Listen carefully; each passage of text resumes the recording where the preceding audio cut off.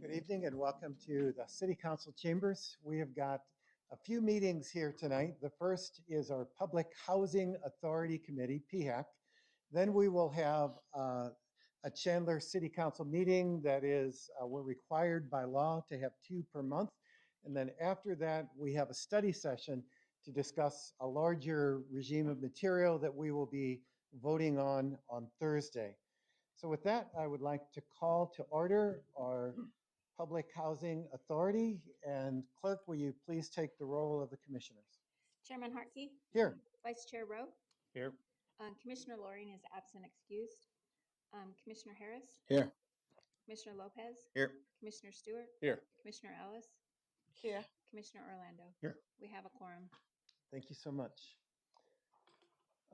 With that, we've got a couple items on our agenda here. Item number 1 and item number 2. I have asked for a presentation on item number 2 related to the rental assistance demonstration RAD application to HUD.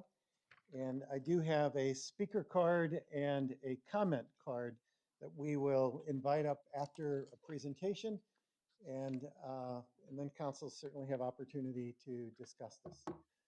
Leah, welcome. Walk us through this. Thank you, Chairman Hartke. Give me just one moment to get the presentation up. They all just disappeared.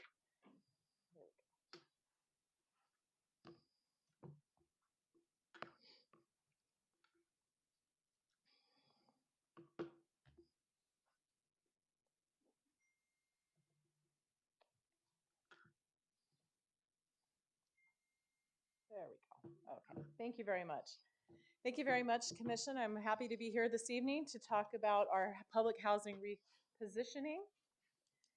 Here's our agenda for the evening. We're going to talk about the background of our repositioning of public housing. We'll recap the progress that we've taken. We have been speaking with you about this item since 2019. Look at the timeline. why are we doing this? What are the redevelopment needs? And finally, what is the resolution you have before you this evening? So to begin with, let's look at why we have public housing. We work together with our community partners to make sure that we have safe and decent and affordable housing in our community.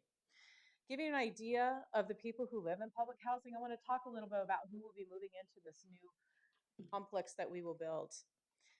Currently, we have about 38% of our units that will go for people who are people with disabilities and or elderly. They're currently living in our sites 3 and site 2. So about 38%.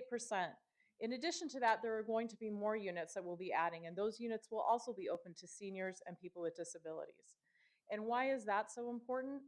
As I've said to you over the last few months, we have a growing population of seniors who are about to be displaced or have become displaced.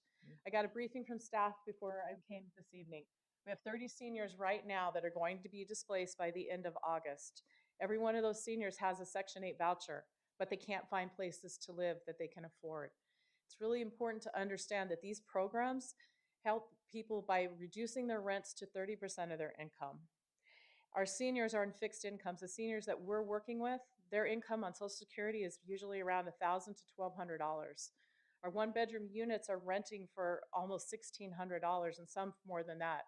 I actually had a staff member today that spoke to me about her son and his girlfriend who are workers here in Chandler. Both of them are well employed here in Chandler, but they're having to move out of their unit and be displaced for 2 months in order to be able to get an apartment because their unit's being renovated. They're having to pay the moving expenses, storage, just so that they can go back into a unit that's going to be $400 more a month. This keeps happening over and over again. We're hearing it on a daily basis. And so it's important that we have a place for people to go. Along those lines, some of the things the public comment that we hear is like, oh, people don't pay anything for rent when they're living in public housing. And that's just not true. Everyone pays something for rent. People pay 30% of their income. And I will tell you that out of our 303 public housing units, we only have 4 families that don't have income. Majority are hardworking folks, or again, people who are on fixed incomes because they're seniors or people with disabilities. People think that, we hear public comment that people stay in public housing forever. The average length of stay is 5 years. These are programs that are there to help people get back on their feet, to better their lives. As you know, we have a family self-sufficiency program. It's all about helping people move on, and most of our family self-sufficiency graduates go on to be homeowners. We have our community land trust that we try to have as the next step for people with home ownership. I also happened to get a briefing on that today, and Newtown just purchased our latest community land trust home. It's an 1,100 square foot home, and they paid $340,000 for it. So it's very difficult to get to that home ownership place as well. If we do start seeing people staying in public housing longer, it's probably because there's a lack of places for people to go. And that's why what we're trying to do by modernizing and increasing the amount of affordable housing in our community, that's why it's so important. And I'm going to show you a little bit more about that. One of the other things, though, I do want to address is we've heard that by building housing, we'll be bringing homeless into Chandler. We're bringing new people into Chandler. I want to reiterate that the purpose of this project is to take people who are living in our public housing sites that are 50 years old and put them into new, decent, safe, affordable housing, to get people that we house today, people who are paying rent in our units today, will move to a new complex to continue to pay rent. The areas where we're putting our housing are all concentrated in this downtown area. This is the same place our public housing has been for 50 years. We're not moving it around the city. We're not putting it in different neighborhoods. This is the same place where we've had public housing for 50 years. And why is that important? Because this is where we have the services and the amenities. If people are on fixed income, they have reduced transportation. They may not be able to afford to have 2 vehicles for a household. They need to be close to schools. They need to be close to public transportation and other amenities. And that's why it's important that we keep our public housing in the area it is today. We've been talking with council since 2019.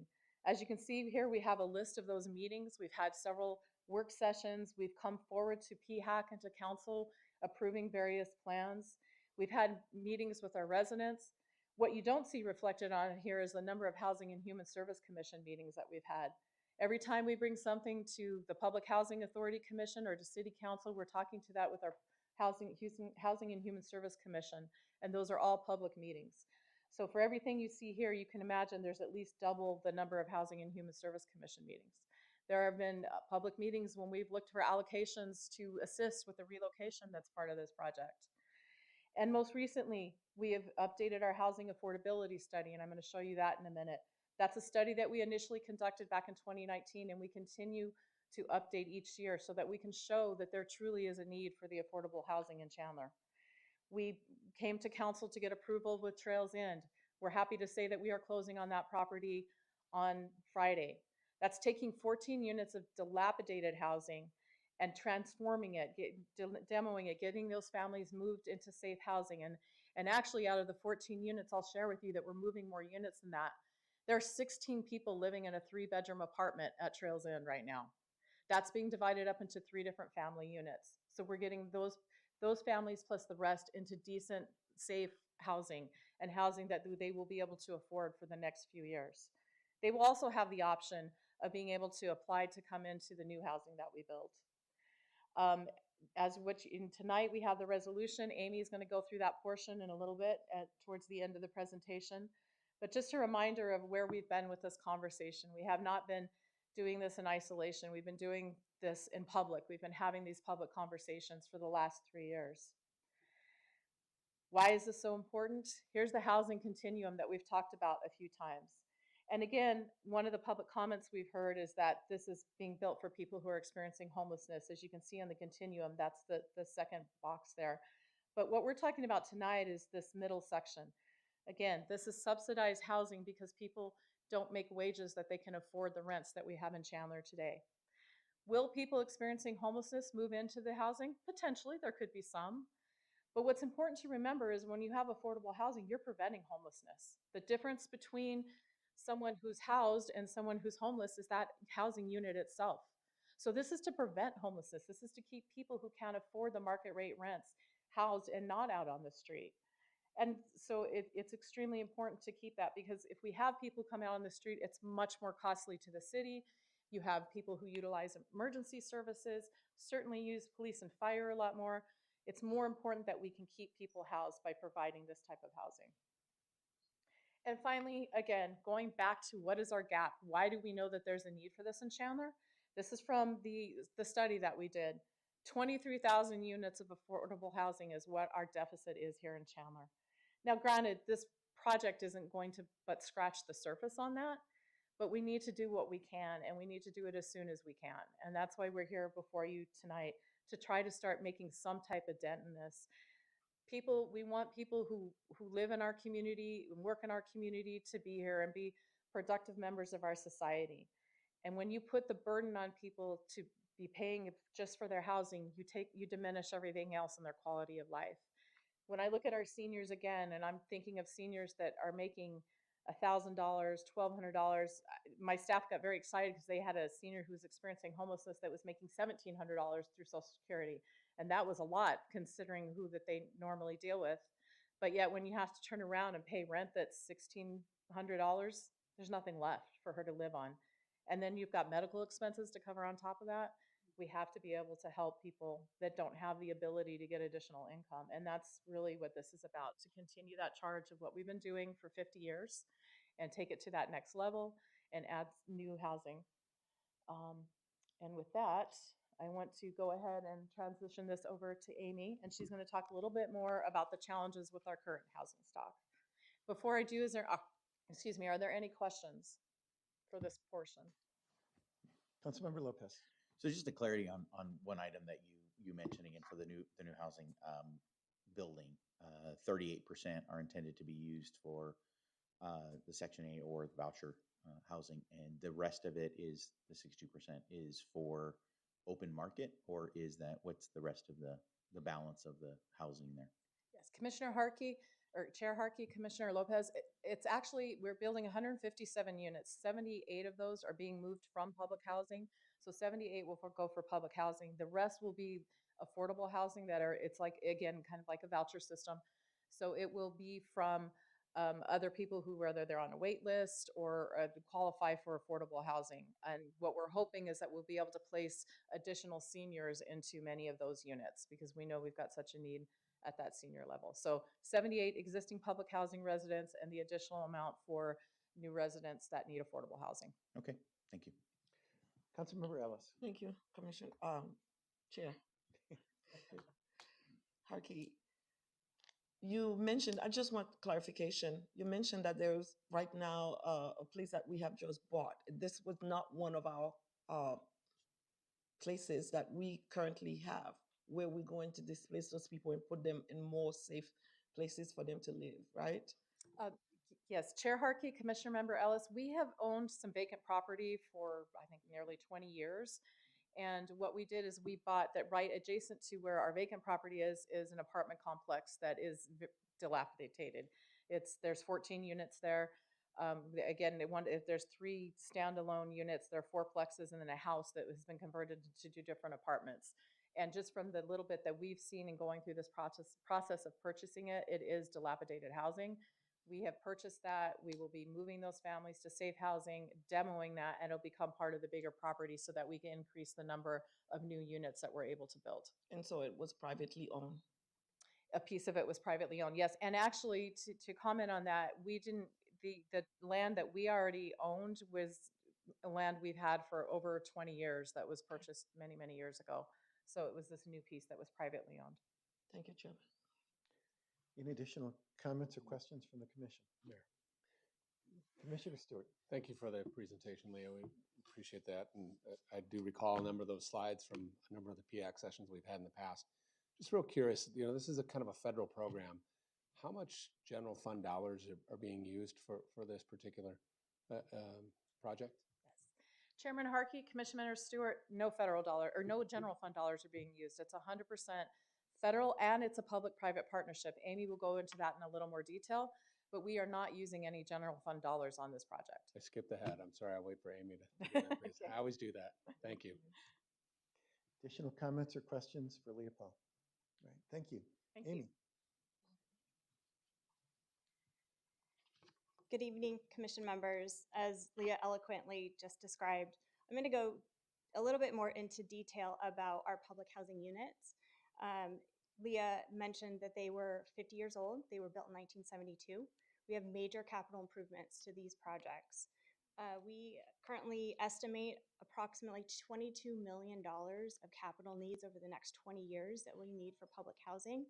This includes significant plumbing, electrical, as well as safety items in these units that we need to do some repair. The properties are aging and reaching their useful life. I do want to highlight, currently, there's $35 billion in public housing capital funds across the country, and which means that HUD is never going to be able to meet the capital needs of the public housing authorities in each individual community. Therefore, each community needs to address and ascertain exactly what is needed for our public housing in our community. HUD has provided a program called the Rental Assistance Demonstration Program, otherwise referred to as RAD, and they allow public housing authorities to utilize and leverage private dollars to infuse in capital projects, such as these public housing units. This slide shows that the Chandler's capital needs for each site, and we have a total of 5 sites here on the slide. And we procured a third-party capital needs firm back in 2020, so this is just a snapshot in time. But the long-term capital needs for each project, again, is that $22 million over the next 20 years. That's a deficit of $7.5 million that we need to infuse in our public housing. Realistically, we are okay because we manage these units. We're a high-performing public housing authority, but truly we're one catastrophic building system away of needing some major improvements, such as maybe even a water line. If a water line were to break, we would need to infuse potentially some general funds to offset the capital funds that we do not get from HUD. As an example, this is a picture of our interior unit of public housing. Do want to just say that we were actually doing a capital fund project. Our units don't currently look like this, but we took cabinets off the wall. And as you can see on that picture on the left-hand side, the wall structure there was extremely dilapidated. It's next to the washer and dryer. So the design of these units really need to be upgraded. The second picture in the middle is a picture of the stove that's right next to a wall. Again, a fire hazard. We deal with this on a daily basis through our maintenance program, but again, these units still need to be adequately redesigned. And the last picture is we upgraded the cabinets, and as we upgraded the cabinets, we looked into the plumbing system, excuse me, and as you can see, there's plumbing systems that absolutely need to be upgraded. Overall, the portfolio strategy, what Public Housing Authority, what we're looking to do is improve the physical conditions. We are looking to do a public-private partnership. We want to create mixed income, including some market rate units in some of our projects, and increase the housing inventory. So how do we do this? How do we achieve our objective? Well, through RAD, what occurs is through the rental assistance demonstration, it takes it out of federal public housing and converts it into a project-based Section 8 project.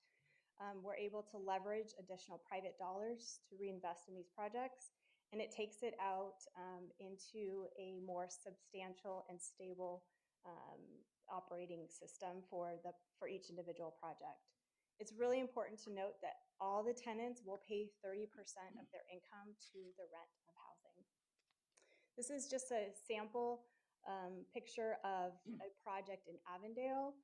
As you can see, the left-hand side, single-story kind of barrack-style housing was converted into a nicely redesigned affordable housing project. So I'll dive real quickly into our city-owned vacant land, Trails End, and the additional adjacent property that we are currently purchasing. It's located at 1032 East Trails End. It will be a new construction of families, and we will have seniors in that project as well for those that are public housing residents that are seniors are going to be transitioned into this new site. It will include both resident community centers, we'll have amenities, and we will comply with the general plan and our area plan. Tonight before you, Resolution 5604 describes specifically that we will submit our RAD application to HUD, that the Trails End property would include a RAD and potentially Section 18 type of repositioning options.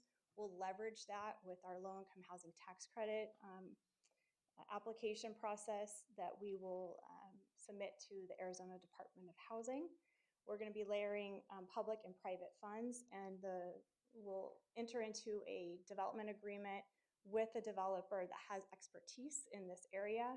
We will be the co-developer, and we'll be ascertaining also a development fee for this project.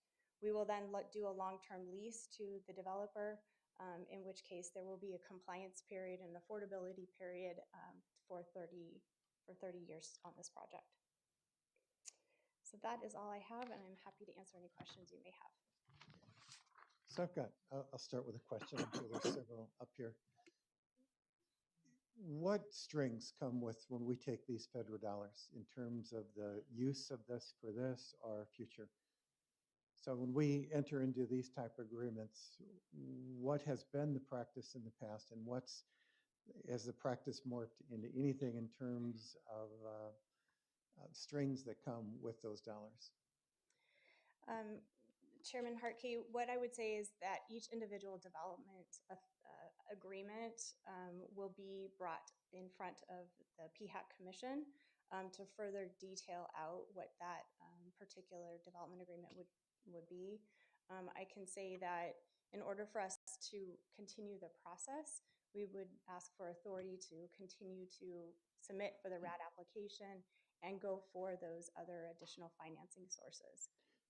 Okay, that wasn't quite my question, though. In terms of what demands does the government, if any, make if we accept these funds for projects like this? I understand it.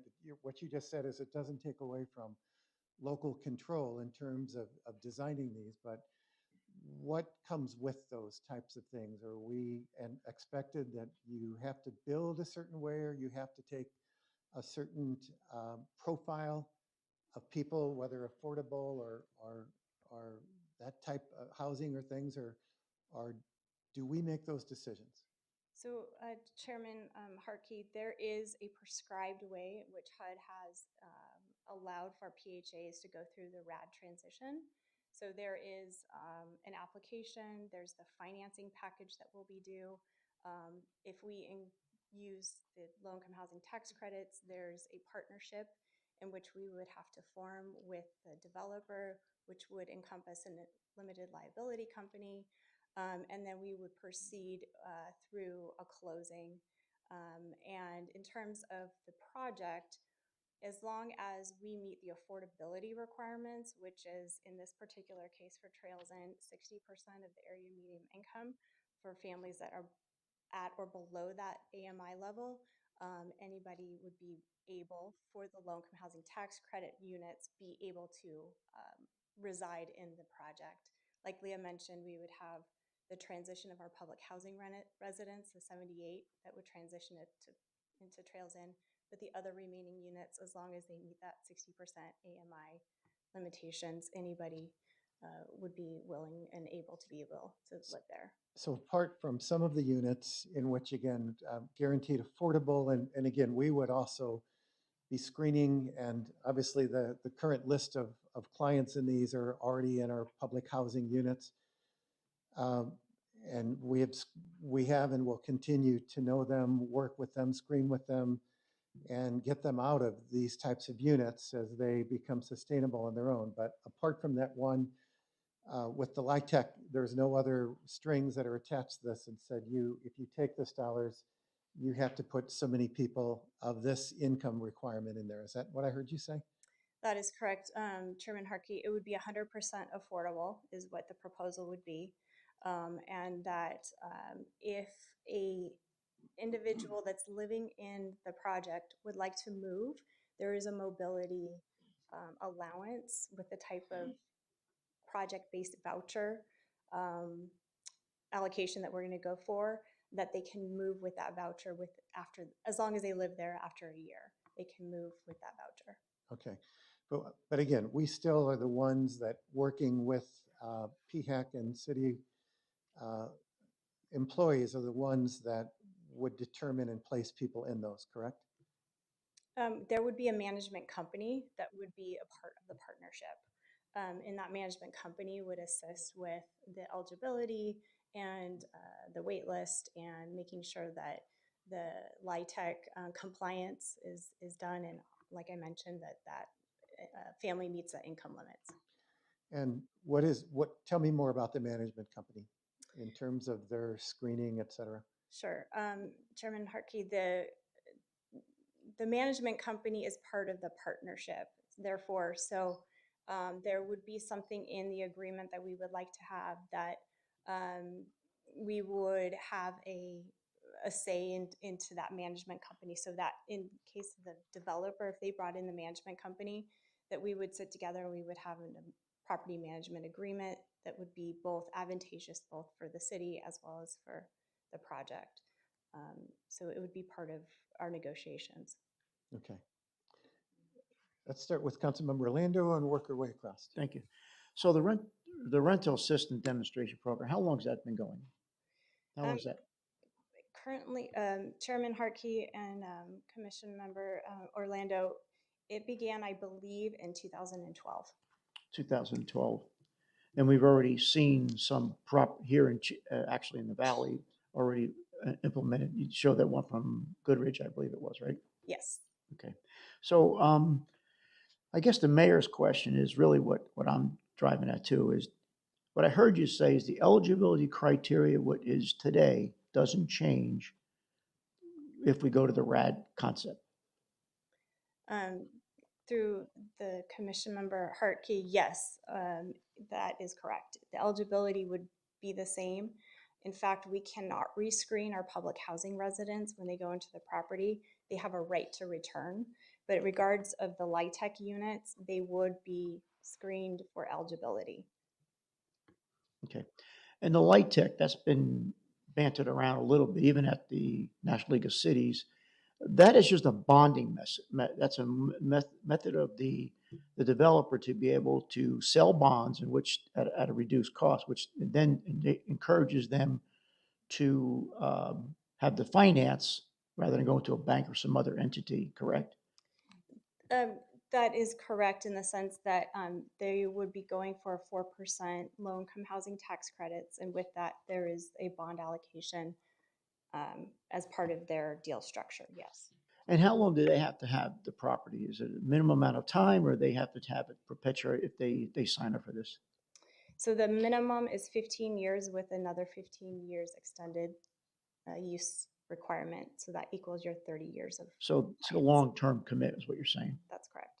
And go back to the mayor's question, the local control, we would have an input on that, obviously, to be able to ensure that, I don't know, how do I say this? The residents within the boundary of this area are being served. Senior citizens are being served, veterans are being served, those that are need affordable housing, right? Absolutely, yes. And then Leah mentioned this earlier, which I might have missed in our previous presentations. You also, on this concept, could potentially have just at market rates as well, units? So Chairman Harkey, Commission Member Orlando, in this particular project that we're proposing, and again, we're going to bring the development agreement to you for approval, there is not market rate units in this project Not. at this, Okay, but for Trails End specifically. However, in the future, it there could will be. be market rate There as could part be. of mixed income. Could be. There could be. Could be. Got it. And I guess final question, I don't want to take too much because I know the council's got other. We did hire a consultant for this, or Yeah. attorney or something, like, correct?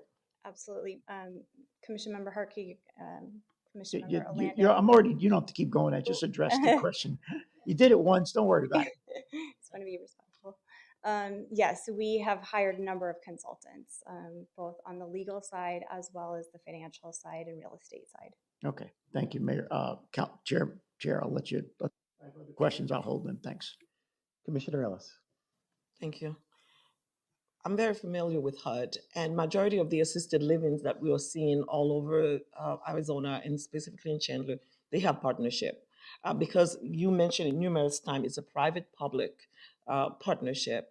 Now, you mentioned a management company, and all of a sudden, kind of like I'm thinking, oh, management company. But a management company also is in the business of making money. So they are not going to come and try to manage a property because the city is not going to manage it, but they're going to manage it. So it behooves them, and also to make sure that those that they have with the contract with to live in those places will be able to pay, right? That's correct. Yes. That's correct. So can you explain to me when we say that 30% of someone's income is going to go toward that payment, how do we calculate that, and where does that money come from, whether it's their retirement money or anything? So it's a fixed income, so we know they're going to get paid. Yes, so to explain how rent is calculated, a family comes in to the apartment complex. They may make $20,000 a year. We calculate 30% of their income for rent. That may be, in this particular case, I'm just using an example, a one bedroom might be $935, which is the purpose of us providing this affordable housing, is because our rents are below market rate. So one bedroom is $934. That's how much if the tenant cannot pay that $934, they can only pay $500, then the difference is subsidized by HUD. And that subsidy comes in through an annual contract, which the Housing Authority has with HUD to pay for that difference for that family to afford housing.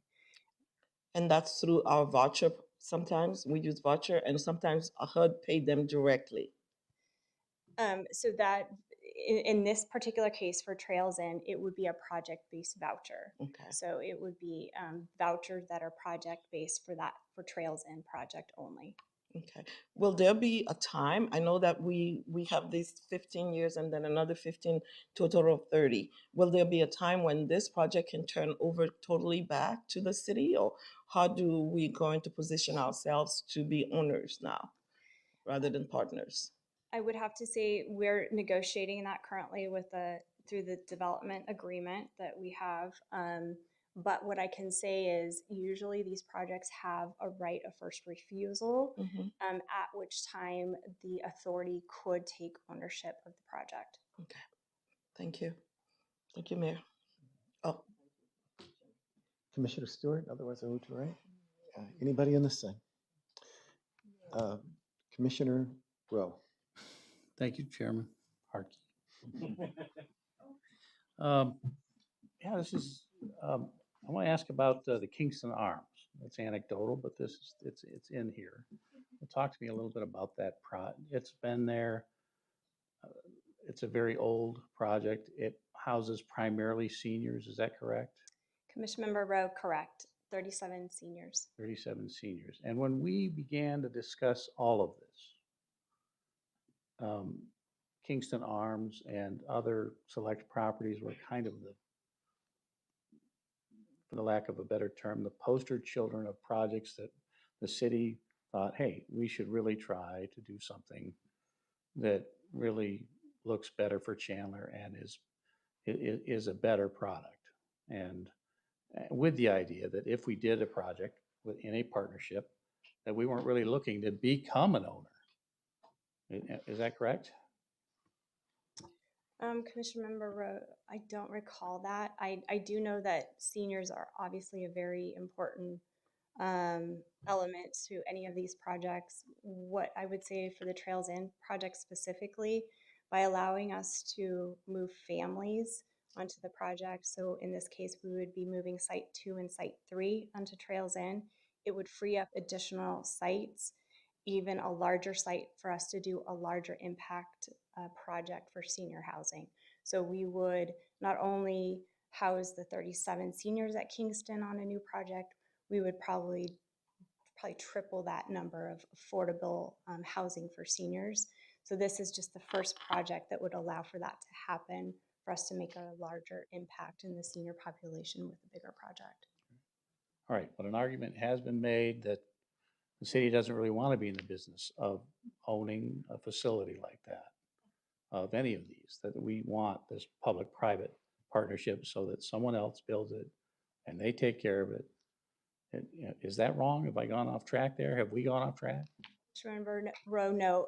What happens on these project financed is for the bond allocation, it's a tax exemption.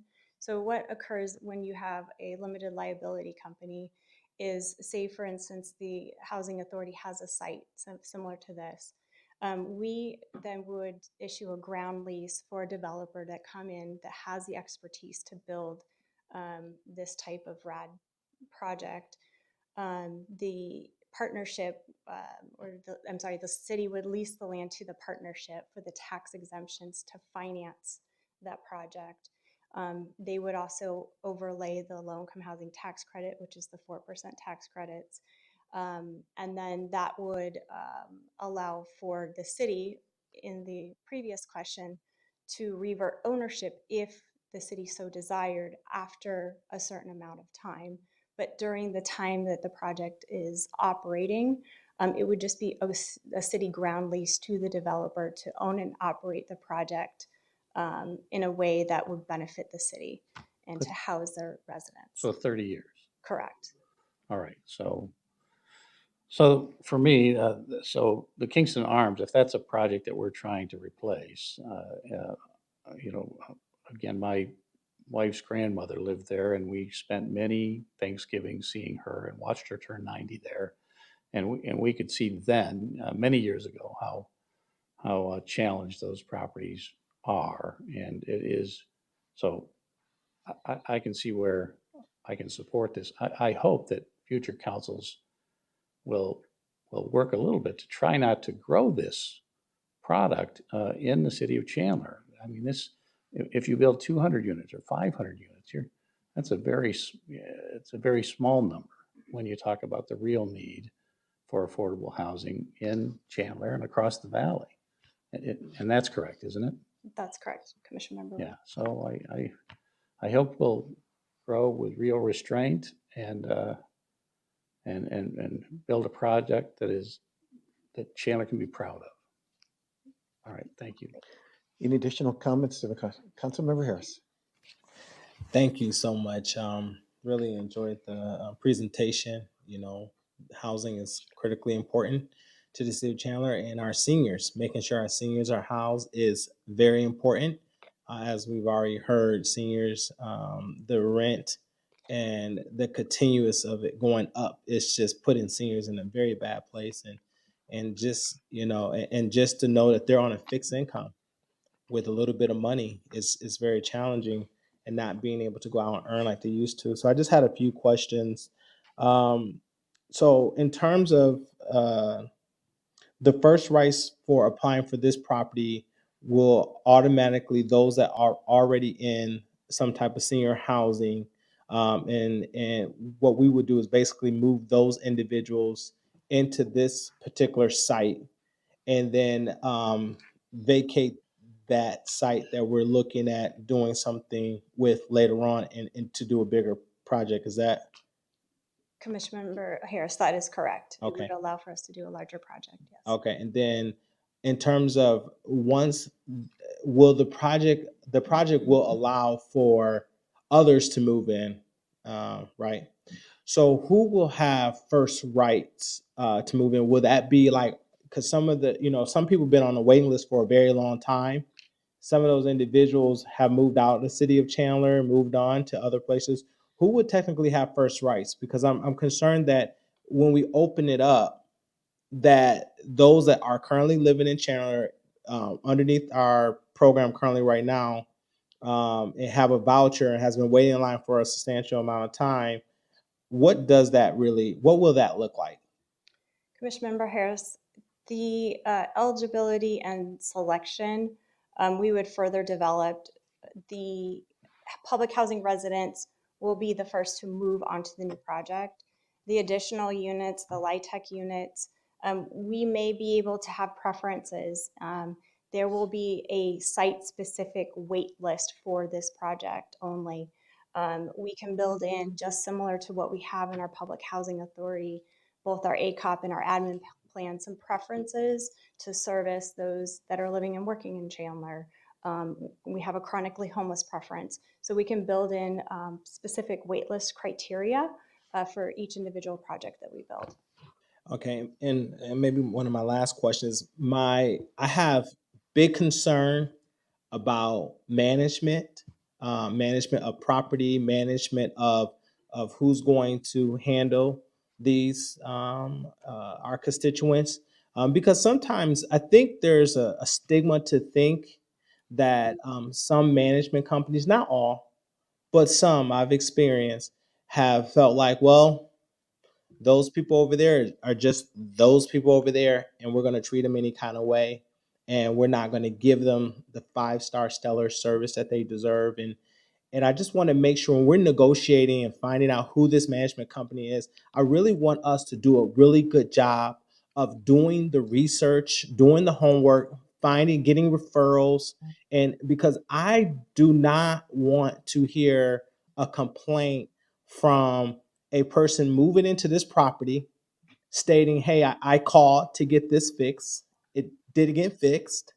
And as there has, or there's other issues, because as property do age, there are things that happen, even brand new properties, there's things that happen. And I want to make sure that the company that we select has been thoroughly vetted with referrals, because I want to make sure that we continue to keep our same standard, high standard in Chandler, and making sure the property's fixed when they call within a 24-hour period of time, making sure that residents are being treated with grace and being treated with great respect and great customer service. So that's my main big main concern when it comes to this management company, and making sure that once this is built, we continue to make sure that these individuals that's going to be living here for this period of time, that they get the respect that they definitely deserve. Commissioner Orlando, understood. Thank you. Thank you. Councilmember Lopez, did you have any comments? Sure. Since everyone else makes a comment. So I do see the progression on why, again, I always look it back to why we got here. And again, starting off with that first slide, there's 22 million of capital that we've got out there that is lingering and it's coming due. So this is, I think, the right path in us doing a project initially that will, again, like you said, provide that relief to open up some other locations so that we can do other projects and again, doing short timer here. But I'm hoping that those next projects do have a little bit more of that continued public-private partnership, and also the mixed use of so many for public housing or voucher use and or market use, because mixing in the community together, I believe, will also help elevate everybody and open up that the diversity of housing that we need in Chandler. But yeah, I think the project is the right path. And again, looking at that bill that's coming due, the sooner I think we get that done and those other properties off the liability sheet, the better. Thank you. Councilmember Orlando. Thank you, Chairman. So we haven't really talked about the timeline here a little bit. We submit the application, then what? Commissioner Orlando, we submit the application, then we will move forward with approval at PHAC for the development agreement with our co-developer, at which time we will proceed with HUD's steps through the RAD process. We would have to get approval by HUD for what they call the CHAP, which is an allocation or a approval for the Housing Authority to move forward. I believe after 180 days of that CHAP, then we have to pursue a financing plan. That financing plan will specifically detail the development budget and our sources and uses, as well as our cash flow pro forma for that project. HUD will then approve that, and we will move forward with closing the project. The anticipated timeline, we would hope to have construction beginning mid to the fall of next year to be completed within a year and a half to 2 years. Okay, so again, this is just to start the process. Yes. We're not making any budgetary decisions here, just to be clear. We still have to negotiate that activity. And there still could be instances where, as you heard today, some of the questions where maybe this thing doesn't work for us, potentially, because of conditions that the partner wants to put on us or HUD is putting on us, correct? That's correct, yes. Okay. I think the other question is the public comment timelines. At what stages of this does the public get a chance to listen to what's going on, and what are the next phases so that we can get the input? Commissioner Orlando, we will absolutely have a public comment period. In fact, it's required under HUD as we go through the substantial amendment through the annual plan, our PHA plan. In addition, we have to have 2 resident meetings prior to us completing a application to HUD. We've had 1 meeting already with residents that were affected, which would be sites 2 and 3. And we will have another meeting, I believe it's scheduled for July 28th. I think it's July 28th. So this is just to get the application moving forward. I'm talking about the next steps. Yeah, so we would have the 2 resident meetings, the substantial amendment public hearing, as well as public comments, which is a 45-day public comment period. And then we would move forward with the HUD application to get the CHAP award at that Okay. time. So we're looking probably not until the end of the year to Okay. get that full timeline. And so there'd be plenty of time for comments. That's my concern. Obviously, it's Yes, sir. immediate concern right now, this Yes, sir. short term. Okay. You know, Mayor, this city has been built on partnerships. I mean, I go back, partnership with the school district, partnership with the business community. Downtown, we had partnerships to redevelop what downtown is today. And all of this has been both public, private dollars, what we see. The Art Center was a public-private entity. The libraries at our schools, public-private. The pools. This is just the next phase, I think, in my mind, of taking Chandler into this and be able to do a really solid business case here, a fiduciary responsibility case here. Because you saw that trend line. It's going like this. and the Fed dollars are going like this. And there's a point where that's not going to work. And before I get to that point and burden the taxpayers here, which is really what we're saying here, we don't want to burden the taxpayers, is that we have to do something innovative, something different. Quite frankly, it's not innovative as much. It's been tried over 10 years now. So it is a proven entity, what we're doing here. So again, I think this is just a next step in the partnerships. We'll still work the details out. We still have to get the budgeting. We have to get all the finance going. But again, I think it's a good step to keep us going in the right direction. Thank you, Mayor. Oh, excuse me, Chairman. Thank you, Commissioner. So we've been talking about this and have had meetings here, and whether it's council talking about RAD or PHAC or our HHSC since 2019, we'll have an adequate public, you just mentioned again, the public hearings and public input time. And as Councilmember Orlando said, this is just to start the process into the RAD that we've been talking about for years, correct? That's correct. Okay. Council, I do have some speaker cards and a speaker, unless anyone has any further questions for Amy. All right. Let me read these two comment cards and then invite Mrs. Jones up to the dais. First speaker card is from Sue Harder, who lives at 252 South Windstream Place, Chandler 85225. We do not want more low-income housing. We do not want to have the city accepting federal funds. Thank you, Mrs. Harder. Our second comment is from Debbie Oler. I apologize if I mispronounced your name. 1180 West Linda Lane, Chandler, Arizona 85224. And Debbie Oler writes, there is an obvious lack of transparency in the mayor and city council's dealings with the citizens of Chandler. I just found out today that was an important meeting that residents could attend, an important one they should know about, yet I only heard about it on Saturday, 2 days before. Most residents are not present here tonight because I hazard a guess they knew nothing about it. Thank you, Miss Oler. Ruth Jones, you have filled out a speaker card. You have 3 minutes to address council, and please pay attention to the lights.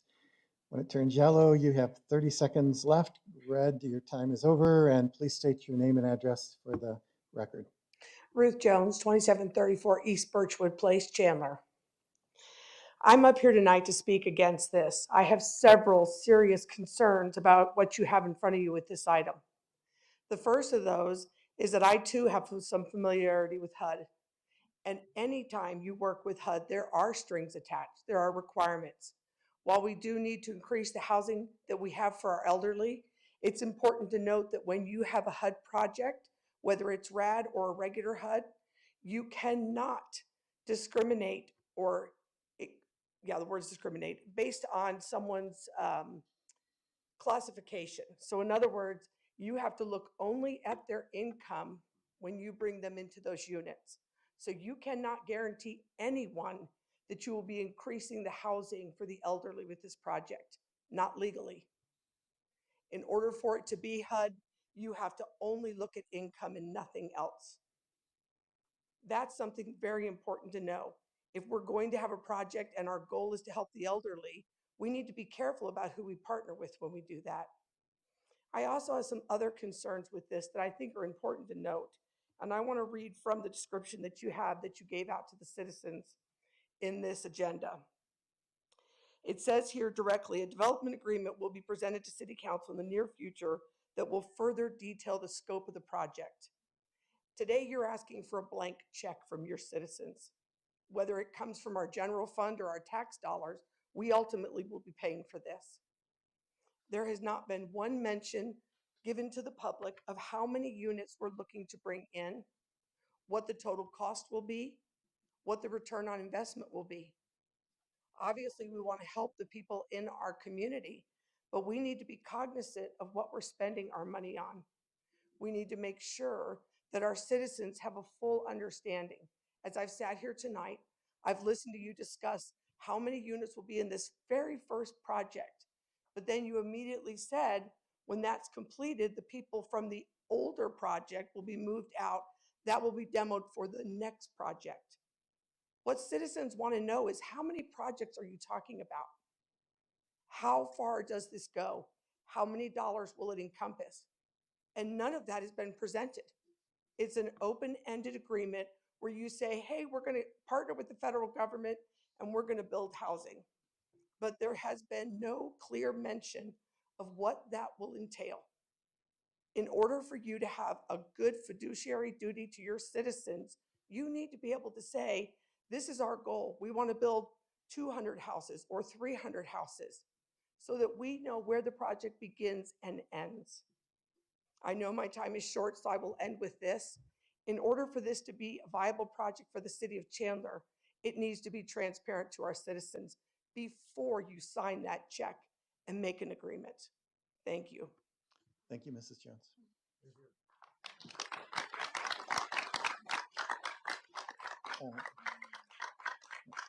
So I do have a question, just if someone could come and answer a couple questions that were raised. Do we have the capacity to indeed determine to put seniors in this? And my understanding is we're just starting the process before spending any dollars on this one project, correct? We're not, there's a process in front of us that future councils can make, but we're just committing to this one at this point. So in my understanding, please address both of those. Sure, absolutely. Chair Harkey, for the question for seniors to begin with, yes, we absolutely can designate a project for seniors only. That is what Kingston is. Kingston is a senior-only project, and the intent of building this first one is to be able to build a much larger senior-only project. So this is just step one, but absolutely we are allowed by HUD and by fair housing rules to designate a senior-only project. As far as the second question goes, when we bring forward a development agreement, that development agreement will detail everything as far as the number of units, any financials associated with this. Tonight, that is not that. This is not a financial commitment.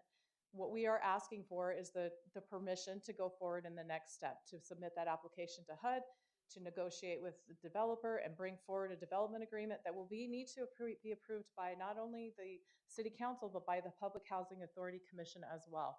As you know, we go through, for something this level, we are going through 2 levels of approval and actually recommendation usually from the Housing and Human Services Commission.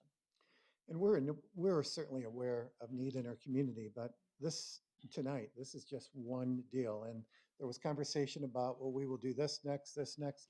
That too will be the decision of future councils, correct?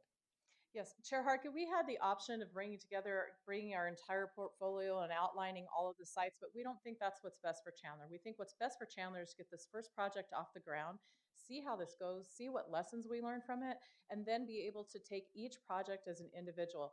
There's nothing to say that whoever we use as a developer on the first project is going to be the developer on the second or a third or whatever. We want to be able to look at each project with its own merit and get what's best for Chandler and our Chandler residents. Or candidly, if there is a second or third project. So we're approving one project to start to open the door to pursue whether this is going to work for us by this action tonight. That is correct, Chairman Harkey. And again, if there are future projects, every single project will come back as an individual project with its own development agreement for approval by both PHAC and the City Council. Okay. Council, any additional questions? Councilmember Harris, then, I'm sorry, Commissioner Harris, then Commissioner Rowe. Okay, there we go. So when once we look at this, to give you guys the permission to go ahead and start looking into it, there is a public housing, there is a community conversation that does happen prior to everything being approved and everything being finalized. Is that correct? Yes, Commissioner Harris, everything we do that is related to public housing, just as it is with any or other processes that are federally funded, require a public comment period. Everything goes through public comment. And in this case, when you're asking residents to move from one location to the other, there are extra layers of public meetings with those residents. So again, yes, everything is through a public comment process. So we haven't quite got to the public hearing, the public buy-in, let's get everyone in and have a conversation about what this could be before, because we don't even have an agreement before us to sign or anything like that. This is more so, hey, we want to look further into this, and then go to the community to get their feedback to see if it's something that we should pursue further. Commissioner Member Harris, HUD requires that we have early conversations with the residents that are going to be impacted, and we have had those conversations. And then there are additional conversations, as you said, that are part of the public process when you have a final development agreement that you're bringing forward.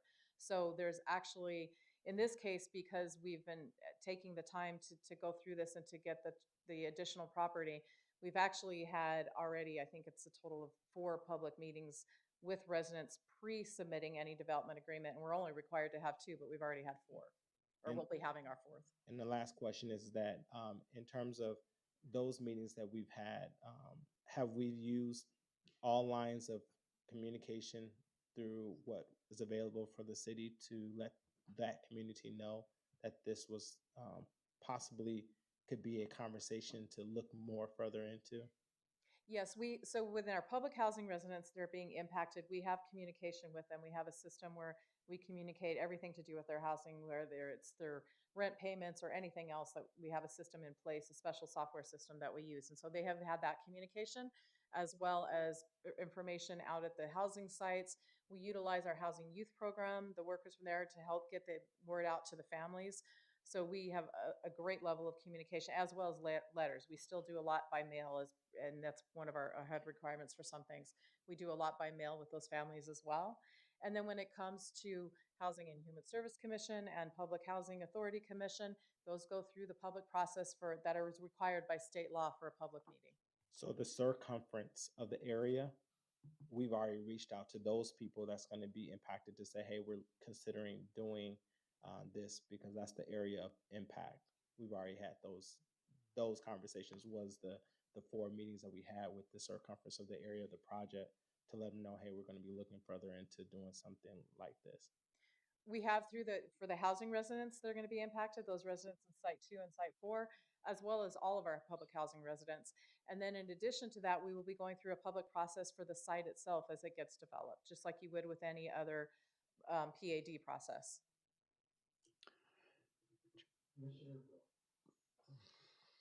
Thank you, Chair.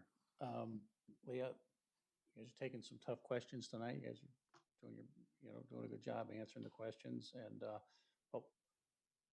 I know we have a process for the public to weigh in on this, but clearly there's a passion about this subject, and some for, some against.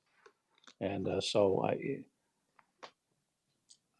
I know we'll take our regular steps, but is there anything that we can do to really make sure that folks who seem to really want to engage on this, make sure that they are notified so that they can come and hear and have a chance to comment and do that? Sure, absolutely. Again, we use all of the public social media and everything that we use to publicize any public meeting. We have information on our website. In addition, there's been a number of newspaper articles that have been about the project. We get regular calls from reporters when it comes to affordable housing, as you can imagine, because it is a hot topic right now. So we continue to get the word out that way. Staff has done interviews both with radio and TV. So we've had that opportunity to, again, share with the public what we're doing. And we're certainly always open for people that, whether they want to email in, they use the city system to put in a public request through the Lucity system or through the public stuff. Any of those opportunities, we're happy to speak with anyone about the project. So that's good. They will be able to, send in a request to be notified and included for the future discussion. Yes, absolutely, we can do that. All right, thank you. Commissioner Orlando, then Commissioner Lopez. Thank you. So Leah, what I like to see before Thursday is a list of the meetings and the attendance, subject matter, just to get a feel for it. And then I think it behooves us to go back to what the council member, the commissioner just said, is we need to get something published earlier rather than later, what the timeframes are going to be. When the next step meetings are going to happen, make sure that is pushed out far and wide, okay? I don't know, like I said, we've been looking at this for 3 years, maybe part of our process internally, work sessions. Maybe that's part of the problem. I don't know, but I know we have been dialoguing this for quite some time. And we need to do a better job, from my standpoint, obviously, too, to be able to articulate and get this out into the community to make sure not just this issue, but other issues, to ensure that our residents are getting the proper information that they need to make their decisions. So can you get that list for me and the meeting notice? And then at least the tentative meetings we have for sure, so that we could get that out to the residents as well. Yeah, absolutely. We will gather that information and have it ready for Thursday night. Thank you. Appreciate it. Commissioner Lopez. I was going to make a call for question, but if there's more debate or discussion still going on. Okay. Commissioner Ellis. Thank you. Let's go back to the fact that we can earmark this type of project for a specific population. Because when I said that I'm familiar with HUD, is because I'm a builder. I build assisted livings, and I was doing a village with HUD, and we are allowed to do that. And HUD has specific space that they make for specific population.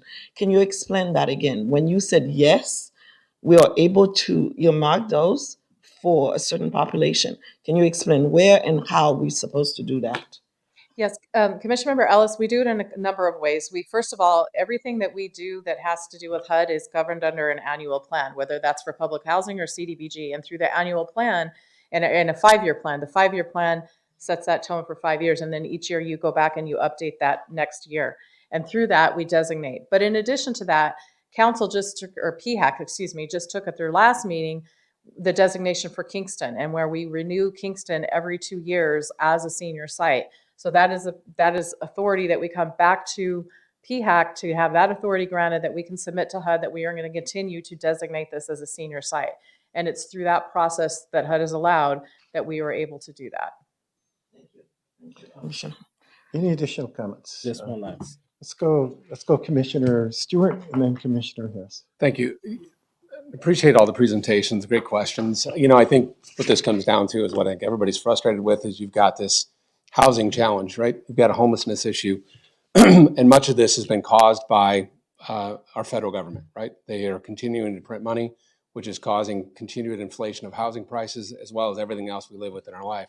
And what you're seeing out as a macro level is people are trading down their housing. We've had presentations from our development team a few months ago about people are actually having to trade down to a smaller home that was in their affordability level, which is soaking up the inventory for people that would normally move into those homes.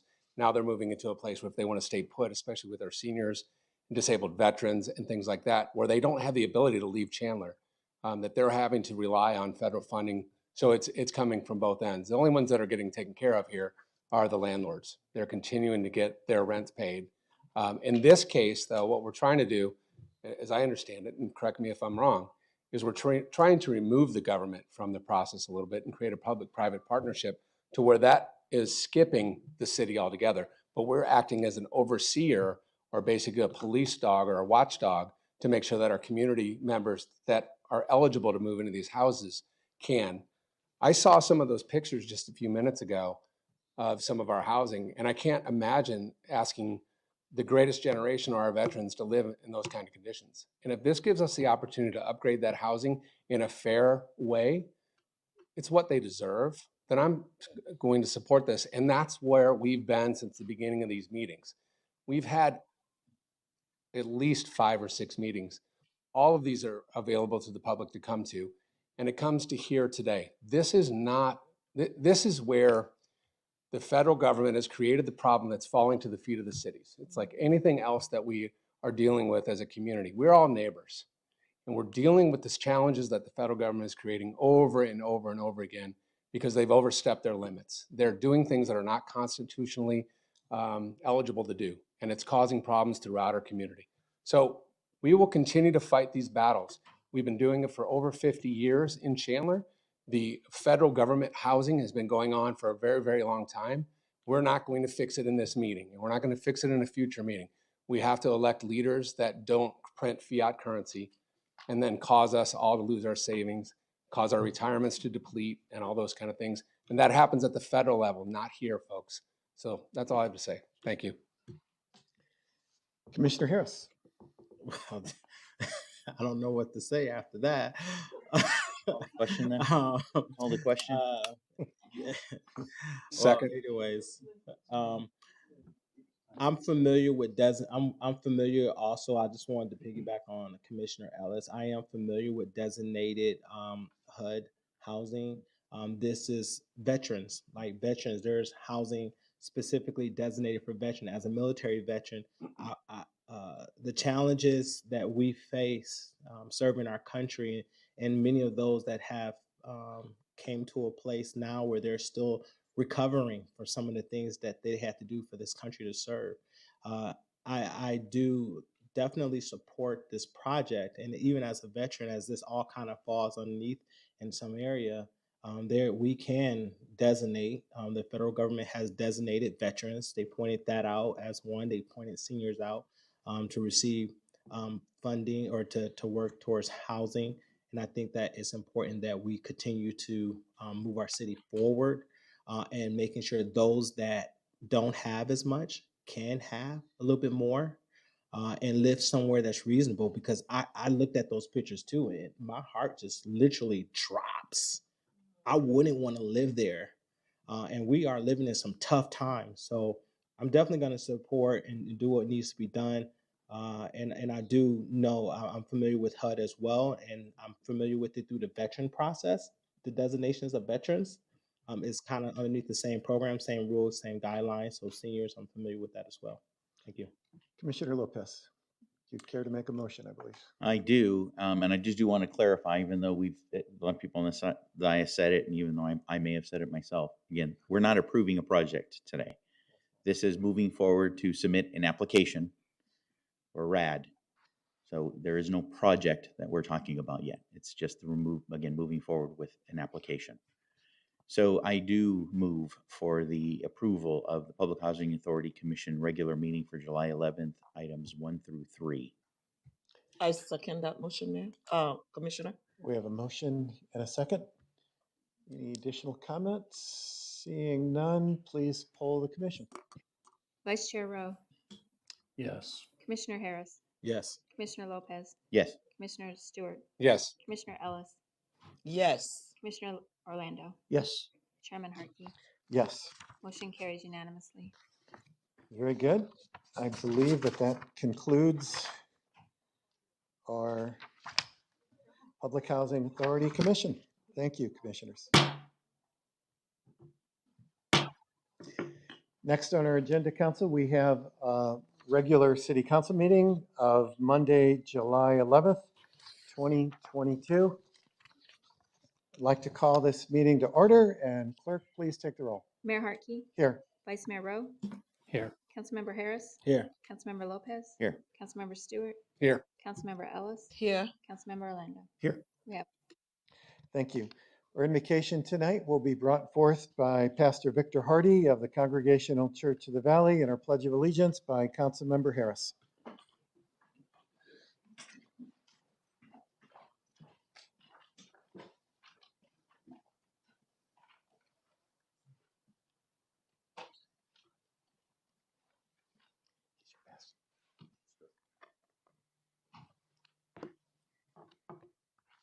Let us pray.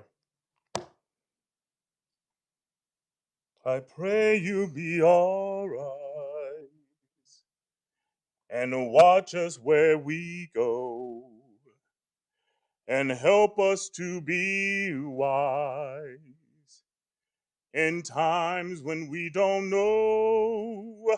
Let this be our prayer. When we lose our way, lead us to a place, guide us with your grace, to a place where we'll be safe. I pray we'll find your light and hold it in our hearts. When stars go out each night, remind us where you are. Let this be our prayer. When shadows fill our day, Lead us to a place, guide us with your grace. Give us faith where we'll be safe. A world where pain and sorrow will be ended, and every heart that's broken will be mended. And we will remember that we're all God's children, reaching up to touch you, reaching to the sky.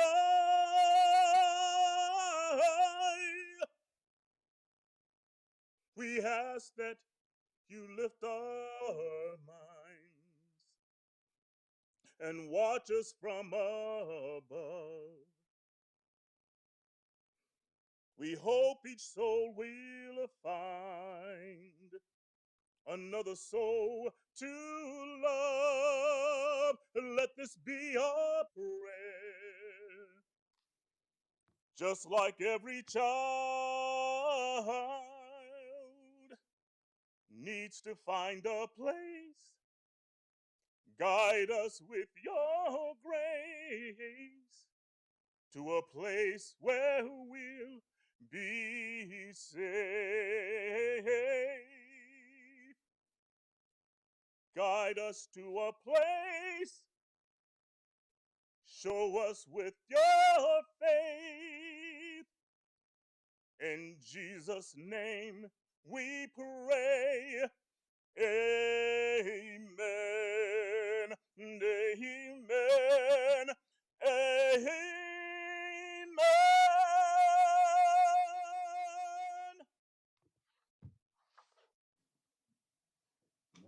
Please join me as we recite the Pledge of Allegiance.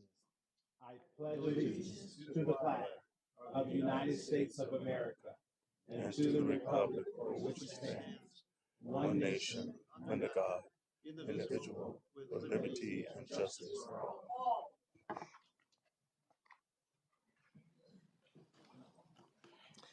Thank you, Pastor. Thank you, Council Member. Council, in front of us is a consent agenda that is minutes and final adoptions of things that we have already approved. What is your wish tonight? Mayor. Councilmember Orlando. Yeah, I move that we approve the city council regular meeting, July 11th, 2022, items 1 through 4. And Mayor, let the record know I'll be voting no on item 3. Second. We have a motion. We have a second.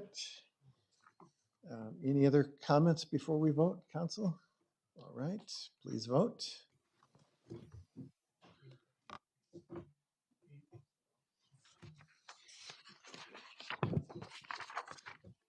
Motion carries unanimously with the exception of item 3 with Councilmember dissenting, or Councilmember Orlando dissenting. That concludes our regular city council meeting. Get to bang the gavel a lot tonight.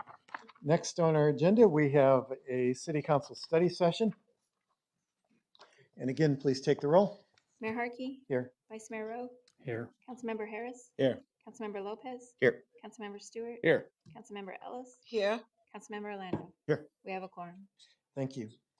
We have, next on our agenda is scheduled public appearances, and I'd like to invite Councilmember Stewart to please join me up front.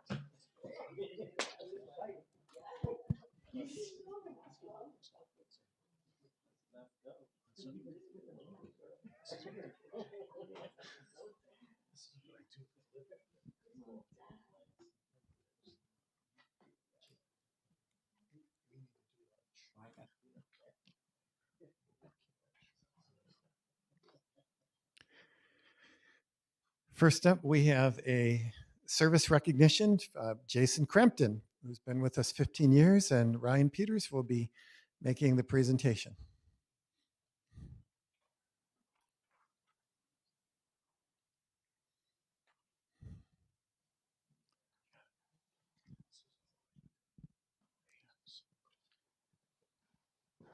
Good evening, Mayor, Council. Jason began his career in the city's long-range transportation planning division in 2019, or Jason began his career there, and in 2010, he took an assignment in the City Transportation Policy Division, where he had since built a career improving the quality of life for our Chandler residents. Always eager to take on more assignments, Jason seems to have more on his plate with each year of service and eventually became responsible for the city's bike and pedestrian program, the city's Americans with Disabilities Act program, as well as the city's transit and long-range transportation planning. When Jason was promoted to lead the Transportation Policy Division in 2019, he didn't shy away from the challenge. In fact, his forward-thinking, optimistic attitude continues to find ways to improve existing services, develop new services, and work across departments to secure resources to advance many important projects throughout the city. Jason has thrived as a member of Team Chandler, and we're grateful for his service.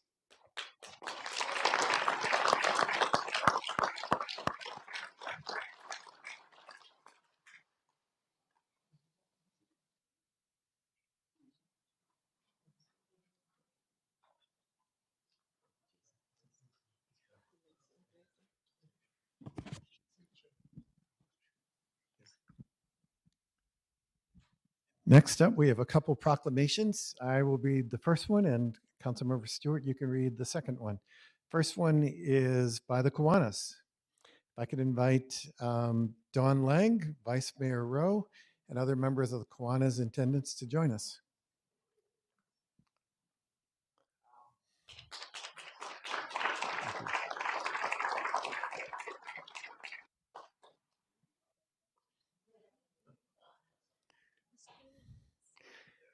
Whereas Kiwanis International is a global service organization with more than 551,000 members of all ages and abilities in more than 80 nations, and whereas the members of the Kiwanis Club of Chandler are devoted to improving the world one child and one community at a time by seeking primacy to the human and spiritual rather than the material values of life, and whereas in addition to improving the lives of children, Kiwanis promote the development of community leaders, positive role models, intercultural understanding, cooperation, and opportunities for fellowship, personal growth, professional development, and community service.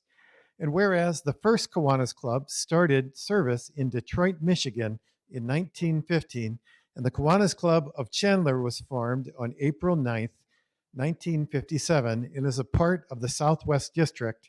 And whereas the 2022 Southwest District Kiwanis International Convention will be held at the beautiful Crown Plaza Phoenix Chandler Golf Resort on July 28th through 31st, bringing the Southwest District Club members together.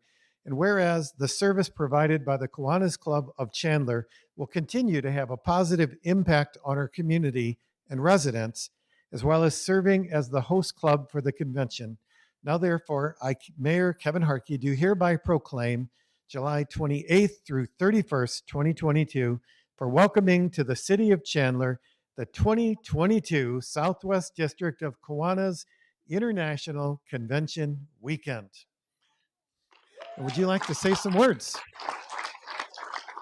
All right, well, we have some devoted members of our Kiwanis Club with us this evening, but we are so grateful to be able to serve a community like Chandler.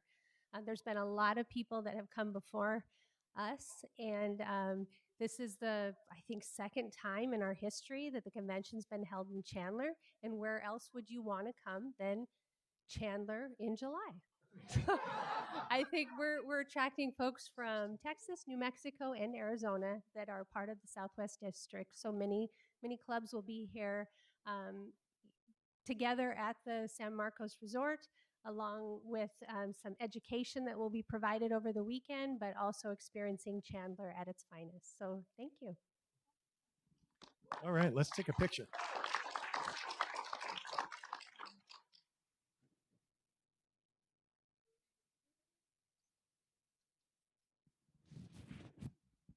Thank you.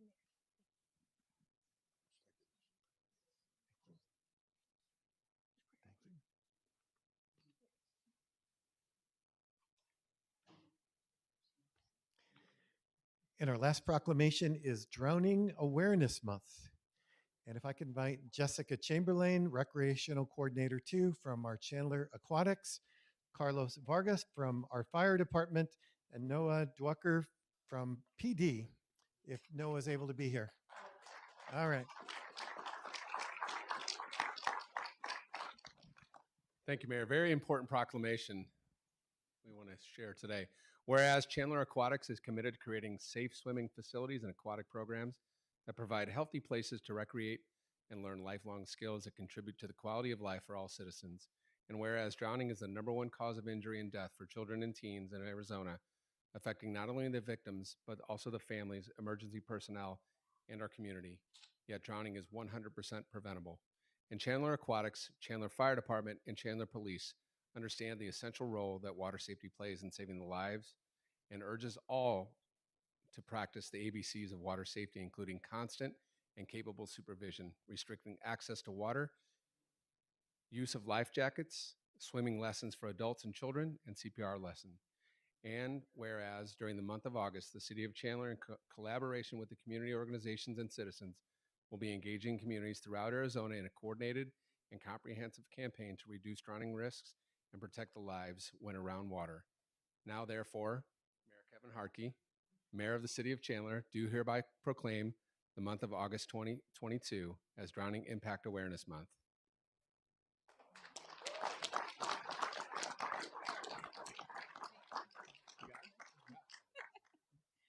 Usually fire takes over, but so yeah.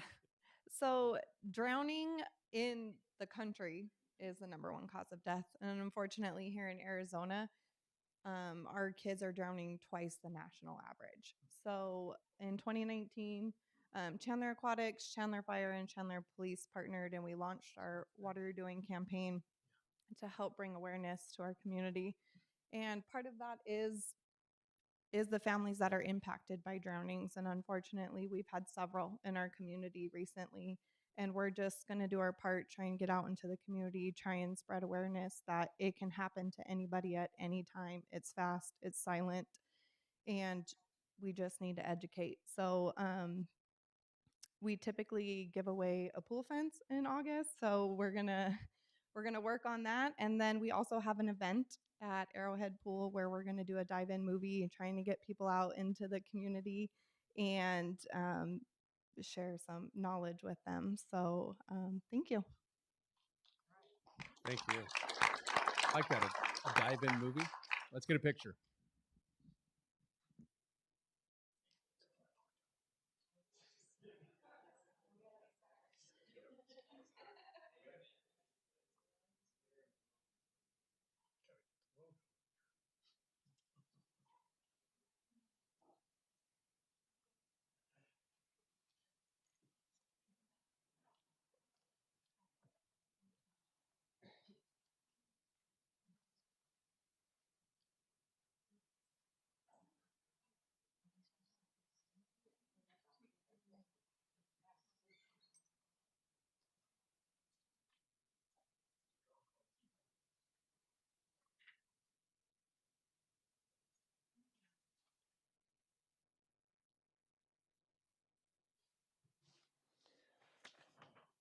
All right, Council, we have had a number of items that have been called in.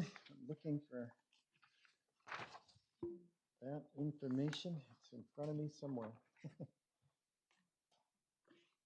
There we go.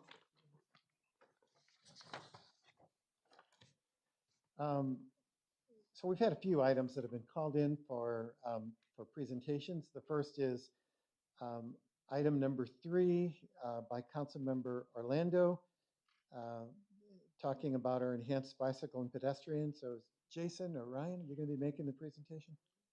Thank you. One moment while I pull up the Mayor. map. Oh, you didn't call this one in. Did anybody call this one in? I did? She's telling me I did. All right. Okay, I did. I'll just go with the flow, Mayor. Do you have any questions, or should we move on? Just give them a couple minutes to tell us what this great project is. How's that? Mayor, Councilmember Orlando. I can't let them get off the hook, Mayor. Sorry. So, Mayor, Councilmember, rest of council, the city of Chandler received a $66,000 federal grant, congestion mitigation and air quality grant to evaluate the potential for dedicated bicycle and shared use paths along an approximately 3-mile corridor of Hunt Highway. It's a collector road from Val Vista Drive on the east and to Cooper Road on the west. This project was identified in the council adopted 2019 Transportation Master Plan, as Hunt Highway is a popular bicycling corridor among experienced cyclists. However, vehicle speeds on the highway prevent the average person from using the corridor. Additionally, a Gila River Indian Community Casino is currently under construction with the potential for future development expansions, creating changes in traffic patterns that will need to be analyzed when considering bicycle and pedestrian improvements, traffic calming, and any other potential roadway changes. This project will analyze several alternatives, conduct public outreach, and recommend a preferred design alternative that could provide residents with a valuable and safe route in this underserved area of the city. And with that, I'm available for questions. Mayor, I do recall, I didn't have a senior moment. I remember Thursdays when I said, put this on the agenda, correct? Okay, because I know this morning, okay, thank you. Yeah, I want to emphasize the key here is not so much a bicycle lane, is the calming influence. I know many of the council members, if not some of us, have attended numerous meetings down the south portion of Chandler in regards to the Grick Casino. And what does that mean for calming? Because that was prior to Grick, that was number one issue in that area, was they were concerned about the speeding and traffic and through cut. So I'm looking forward to getting this report. But when is it due again? Back to us, the traffic study again? Mayor, do you know what, Jason? Goes to the 15-year veteran. Yeah. So Mayor, just Councilmember Orlando, while I'm waiting for the answer to that question, traffic calming is a significant portion of this. As you know, it has a narrow right-of-way footprint down there between the city of Chandler right-of-way and the Grick boundary. So any kind of bicycle improvements that we make will have a natural effect on calming the area as well. So the traffic study. Yeah. So, yeah, through the mayor, Councilmember Orlando. So this study typically would take about 6 to 9 months to complete. Okay. So, yeah, sometime early next year. Good. And then if there's any ideas that come out of this, which I'm sure there will be, that's why we're doing this, we would have to share this with the Grick community as well, because obviously they're going to want to look at their part of the road or whatever, cuts they have or influences they have on that to be able to share on the cost of this, correct? Potentially. Potentially, yeah, through the mayor, Councilmember Orlando. We'll have to look at those options. Right now, we don't have this project in the CIP. It's just a study at this point, so we'll have to analyze all of that as we develop this project. Okay, great. Thank you. I've got a question related to that too. If this study is going to take 6 to 9 months, so about if indeed the casino is built, let's say Q4 of this year or Q1 of next year, is that going to somehow splay the results if have completed part of the study before there is additional traffic in there? And of course, that's part of the calming traffic mechanism that we want to see, is how do we address the additional traffic that will be going in there and its impact upon cycling. And that's as you all know, it's just a big concern of our South Chandler residents, is how will speeds and traffic impact them. How will this happen if indeed we start this project and then the casino is built somewhere in the middle of this? Mayor, that's an excellent question. And obviously it is going to impact the outcome of the study. I think the consultant will likely look at existing traffic patterns as well as the projected traffic patterns from the traffic impact analysis that the Gila River Indian Community provided. But then we'll also have real-time analysis of casino opening that I'm sure they'll incorporate into their study. But we may have to take a multi-part look at this in a future year as well. Okay. All right. Thank you. Council, any additional questions? All right. Thank you. Next question brought forth by council was by myself and Councilmember Ellis and Councilmember Orlando. Has to do with Southside Village. I'd like to call up Derek for a staff presentation. Many of us have been working with our South Chandler friends and neighbors for many, many years, and this is an exciting designation. So Derek, tell us what this is about. Just a moment to bring up the presentation.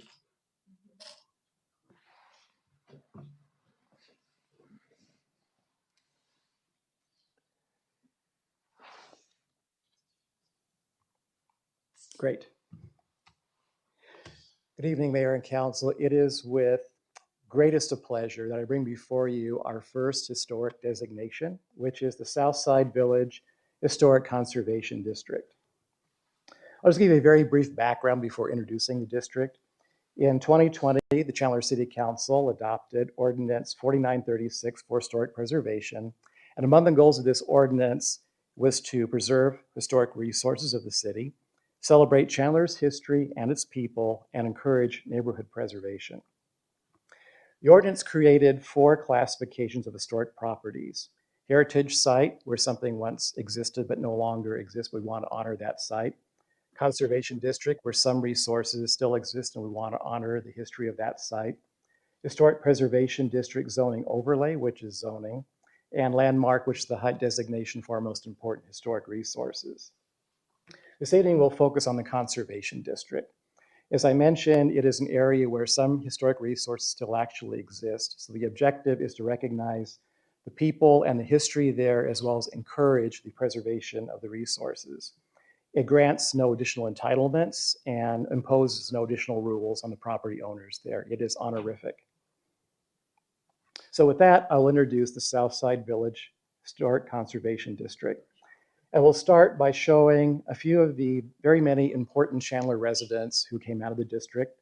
Zora Foley on your left, the boxer who boxed, among others, Muhammad Ali. Raul Navarrete, who was Chandler's first and up-to-date only Latino mayor, and Coy Payne, who was Chandler's African-American and Arizona's first African-American mayor. And then as just represent historic context, there's the Wynn School about what it was built like in 1929. So our request is approval of Southside Village Historic Conservation District, which is Resolution 5598. If that is approved by City Council on Thursday, it will go into effect immediately. The Conservation District was recommended by the Historic Preservation Commission on June 30th. By the way, let me back up one slide. The general location of the district is between Fry Road on the north, Pecos on the south, Arizona Avenue on the west, and Union Pacific Railroad on the east. This is shown in about a late 1940s aerial of Chandler looking to the north. The specific boundaries are shown in this graphic here. It runs from Foley Avenue or Foley Street down to Pecos, and then generally Washington Street to the east to the railroad tracks with a panhandle for the Light and Life Church. It is the location of early Chandler's African American and Latino community, and many community leaders came from Southside. I'll show just a few of the remaining historic buildings there in the district. On the left, you see some mid-century homes. I understand some homes date back about 100 years. On the north, or on the upper, in the middle, we have again the Wynn School, which is now the Salvation Army, and then the Foley House on the bottom. On the upper right-hand corner is an aerial from about 1919, which shows Chandler then, mostly downtown, and it shows the northwest quadrant of the district. And I have no idea what that circular feature is, but I'll research what that is. And then we have, two churches, two of the several churches in the district, Grace Memorial and Light and Life. What's really important about the district, though, is the people of the district, both present and in the past. And I'll outline just a couple here because we have an excellent presentation by resident Elaine Wood. She's ready to give that tonight. In the lower left-hand corner, we have N.J. Harris. He worked with Dr. Chandler. And over in the middle, you'll see Mr. Harris in front of what looks like a water tower, because it was a water tower. It was Chandler's first water tower, I understand. It was his barbecue. And I understand the water tower still exists in the district. So just briefly, the benefits of a historic conservation district. It is a recognition of history and heritage of the area, and it's told through images and stories, as well as encouraging preservation of its remaining historic context. We plan to work with the residents and install some physical markers, signs, pylons, plaques to recognize certain spots and areas of the district and its history. And then this also could set the stage for future opportunities for more targeted preservation for historic designation, historic preservation districts. I was asked to just briefly, as I'm ending, talk about additional planned district investments. I understand Harris Park will get some playground equipment in the near future. There are some initial internal studies underway about alley utilization in downtown and in the district. The Urban Island Institute has done a study of the area, and we are getting its recommendations shortly. And cultural development is heading the wayfinding study that I believe is ongoing. These will set the stage in the near future for the South Arizona Avenue Corridor Area Plan update, the Salvation Army Campus Master Plan to be developed, and Washington Street development. There's these last three bullet points. The residents of the district will be given the opportunity to be very much involved. And in closing, I'd like to show some of the people of the district, both past and present, and also want to make some recognitions of our partners, Chandler Self-Help, Chandler for Change, our Diversity, Equity, and Inclusion Office, and City Planner Harley Melnhorst, who could not be with us tonight. So with that, I'd be happy to answer any questions the council may have. Councilmember Ellis or Orlando first? Thank you so much, Mayor. This was such an amazing moment for Southside tonight. I came to Chandler 35 years ago, and if you had told me that I would be sitting here and I would be one of the yes for something like that to go forward, I probably would have said absolutely not. But because we have people who have a heart for this city, and because they want to recognize the fact that efforts was made prior to all of us coming. This is not about whether we come from the islands or we come from Africa or we come from anywhere else. It's just because we have been here in Chandler, and the people of Chandler who had started this had made a mark on us. And because of that, we are here. And I want to thank the families, the Woods family, the Pence family, all of the, I can't really get, I can't name, but tonight I really truly want to thank you all from the bottom of my heart, and the organizers and those who have made it upon themselves to really push forward and keep having meetings, keep coming to us with those information. So it took all of us truly from all over, those who are not even African American. They are part of this coalition to make sure that they see this thing come through. So thank you so much for this. Appreciate that, Mayor. Thank you. Mayor, oh, yeah. Councilmember Orlando. Thank you. Yeah, and despite my age up here, I'm not in any of those pictures or neither the mayor. So let's make sure we're consistent here, because I know I'll get beat up on that one. No, seriously, Derek, I want to thank you and what you've done for this. I know this is your passion, this is your love. You wrote books on this, and people, a lot of folks don't know he's an author of some of these historic preservations. And of course, I have to thank the Historical Society and the work they've done, Jody and his staff, to do some of the background check on this thing.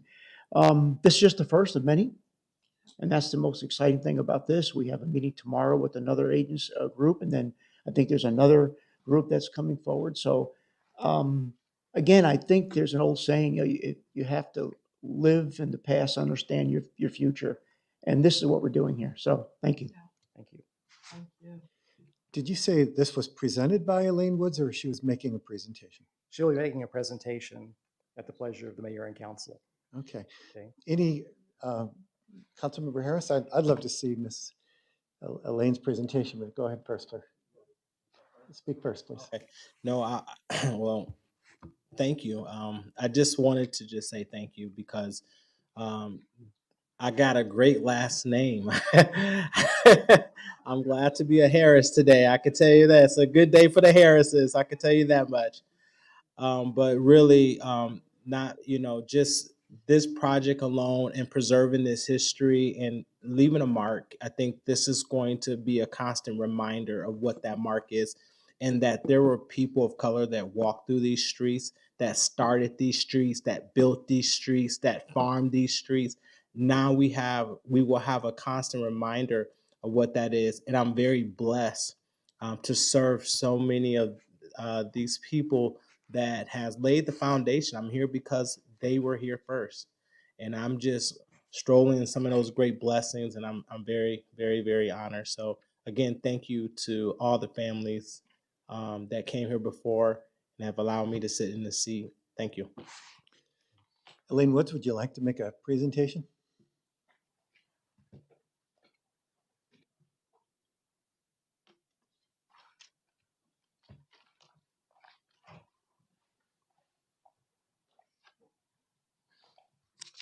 It's good to see you again. Same here. Thank you. To the mayor and council, thank you so much for this opportunity, and also to Mr. Horn. Thank you. I'm gonna get started without much, thank you, without much to do. But I do want to just first just share a tidbit of what I had to write down because my brain sometimes freezes on me with public speaking, excuse me. Why we are so passionate about this historic designation.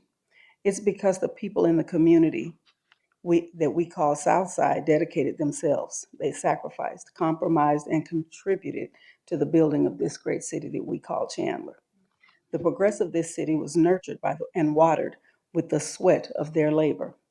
In this presentation, you will see places that hold history of our city for decades through generations. Many of these people in this community provided housekeeping, childcare, labor services, security, medical care, sports and politics, and transportation for those dignitaries within the city. And before I go any further, I also want to say that Reverend Willie Arbuckle, who was with us earlier, had to leave. But I wanted to acknowledge the fact that he was here and hoping to see this presentation as well. And I will try my best to get a copy to him. So we'll start with the first slide. It's the Southside Village, the proposal by Chandler for Change. Thank you, Peggy, representative, and South Chandler Self-Help. And I thank my president, Rod Love, and his presence this evening. Southside started out with what now is the Wynn School, as Mr. Horn had shared, and it's located down right at Wynn School is not in here, I'm sorry. We have the Ocotillo, Carver High, Cleveland, and Chandler High School. There was some segregation, and many of the members of this community were bused out to the Ocotillo School, bused out of the city. And then from there, the elder students were bused into Phoenix, Carver High. The Light and Life Church, which is now the Light and Life Church, was founded by the Vidal family. And that church was then called Church of the Nazarene. And the Vidal family birthed our own former Vice Mayor, Phil Westbrooks. There's more of the Light and Life Church. And one of the stones that was preserved in the remodeling after the remodeling of the church, which is now called Light and Life, they preserved the stones that held the handprint of many that worked to build that edifice years ago. It's 100 years old now. You'll see more from the Calanthe Turner family. Her children now, doctors Richard and Fred Turner, and then they're pictured below are her and her daughters. One of the sons I believe, is the doctor for one of the Oakland A's in California.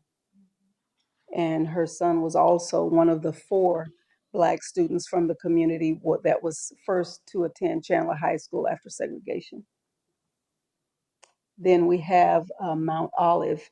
This church is over going on 70 years.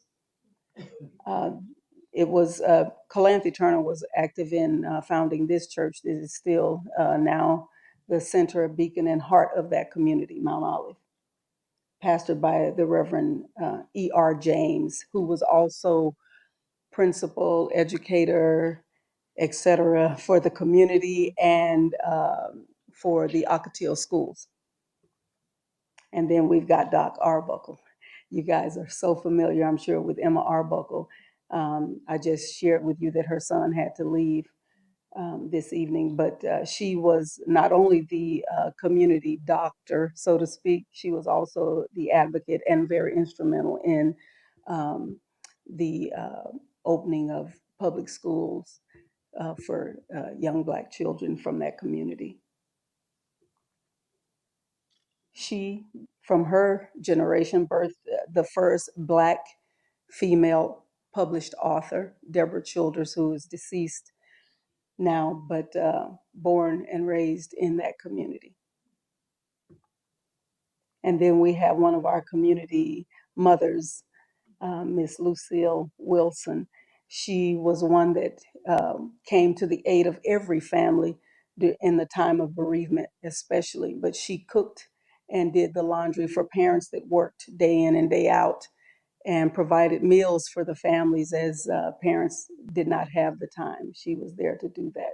And she is still with us and housed in one of the elderly facilities here in Chandler. And then we have the Harris family, my great-great-grandfather. And yes, that first retired city of Chandler water tank still resides at that location on Zaragoza. And we have here in the picture as well, my grandmother, Valerie Sturgeon Weaver, who was the first city of Chandler tenant specialist for City of Chandler Housing. Okay. And then, of course, the Zora Foley family. And I talked with my mom a little bit this evening, and she shared with me that Zora Foley was very instrumental in putting Chandler on the map. For many years, the residents were always somewhat unsettled, disgruntled, however you want to term it, because when they referred to Arizona, or even if you mentioned Chandler, you had to back it up with Phoenix, Arizona. Where's Chandler? Phoenix, Arizona. So Zora Foley put Chandler on the map. So we no longer have to say we're from Phoenix. We're from Chandler. That's right. And we're proud of it. I'm with you. Amen. And then we have my own father, Gene Woods, Sr. He was the first Black City of Chandler environmental inspector who birthed the neighborhood cleanup campaign. He gathered many of the parents and they worked collectively to keep the neighborhood clean. And that meant also servicing the elderly in the neighborhood who were not so able to keep their properties. And they assisted in keeping their properties clean and free from debris. And again, we have the Vidal family. And along with that, we have what you've seen previously, Raul Navarrete, the first Hispanic mayor for the city of Chandler. And we also had the Benny, I can't pronounce the name, excuse me. Somebody might, but I can't do that. But then also the Duenas family, who was also very instrumental in the efforts of building the city of Chandler. And this is basically who we are. I'm sorry, I'm going to back up. This is who we are. We are mixed and mingled. We have, and I'm thankful that we have Stephen and Ann Escondone with us, because the Escondone family was also instrumental in the efforts of building Chandler as it is today. Jesse Escondone, his mother, she serviced the attorney Ryan family and provided their homemaking services, ironing and babysitting and so forth. But here you see on this particular slide is Grace Memorial Church of God in Christ on, it's located on, what is it? Morelos, thank you. Morelos Street, and it is still standing and pastored by Elder Strong. But many of our elderly people who have passed and gone attended that church faithfully. And then we have Pentecost Church of Jesus Christ, which was pastored for many, many years, and which I grew up in this church, Pentecost Church of Jesus Christ by Elder Willie Arbuckle. And his efforts, he made a lot of us, prayed for us, covered us. And his mother attended that church as well. And I'm grateful for his daughter and grandson to be with us this evening. And then we have the Payne family, of course, and we did mention the Honorable Coy Payne. And his pictured here is his brother, who provided transportation for the city of Chandler on the public, we call it TCO in Phoenix. I'm sorry, I lived there a little bit too long. I'm not sure what they call it here in Chandler, but it is the public transportation via bus. And then his sister, who is the neighborhood historian for Southside, Ruth Franklin Payne, and his father, who was my crosswalk guide. And while I went to Denver, which is not Denver anymore, San Marcos. Amen. And here's the Escondón family. And Miss Jessie Escondón provided services to the attorney Conway Ryan. And Mr. Escondón worked for the Gilbert Unified School District. But they still live and reside in the community. The family does. Their property is still there. They worked very hard to preserve property. And for that, we are forever grateful. And it's because of the efforts of the people that you've seen in this slide that we choose to hold, honor, and preserve their legacy and pay tribute and homage to their efforts and their honor. We thank you, Mayor and Council. Thank you.